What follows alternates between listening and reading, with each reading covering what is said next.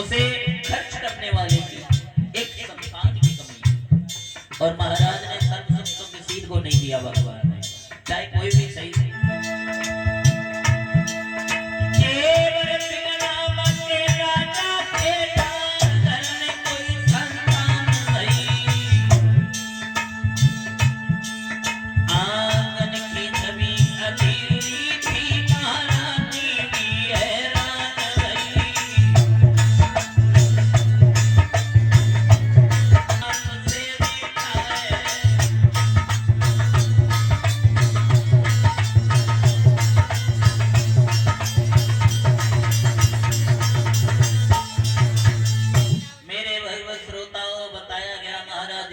के घर पर जब संतान नहीं है, बड़े हैरान रहते हैं। महाराज देवर सिंह सोचते रहते हैं परमेश्वर न जाने कौन से जन्म के हमारे बाप हैं जो हमारे घर में संतान नहीं हो। बढ़ना आगे एक दिन झाड़ू फेंक कर तो एक बात कही महाराज, हे परमपिता परमेश्वर, आज तो मुझे संध्या तक भोजन प्राप्त नहीं होगा। आज मैंने एक निर्वंशी का मुख देख लिया है। महाराज के ये कानों में आवाज पड़ी तो चारों तरफ देखा कि हम किनसे निर्वंशी कह रहे हैं। देखा चारों तरफ कोई नहीं, सिर्फ महाराज थे, तो समझ गई हमसे कह रहे हैं। नौकरों को पास में बुलाया और एक बात कही,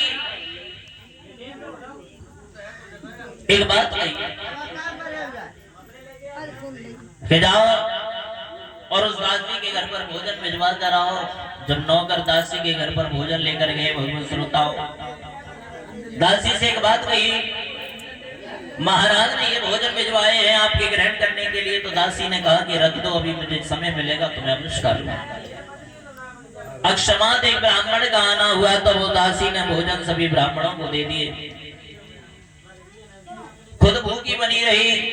नौकरों ने जब दोबारा जवाब दिया, पूछा जाकर के, तुम दासी ने नाम में जवाब दिया, महाराज देवर सिंह को बताया।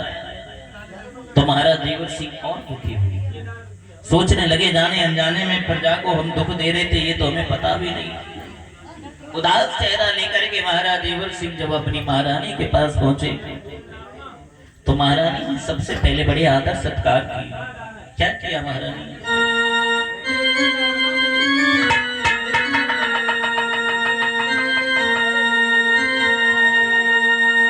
बड़े आदर सत्कार से महाराज ने बैठा लिया और एक बात पूछी, महाराज, अरे जब भी तुम महलों में आते थे हमेशा चेहरा खिला रहता था, लेकिन आज जाने क्या कारण है, तुम पता नहीं किस कारण से दुखी हो।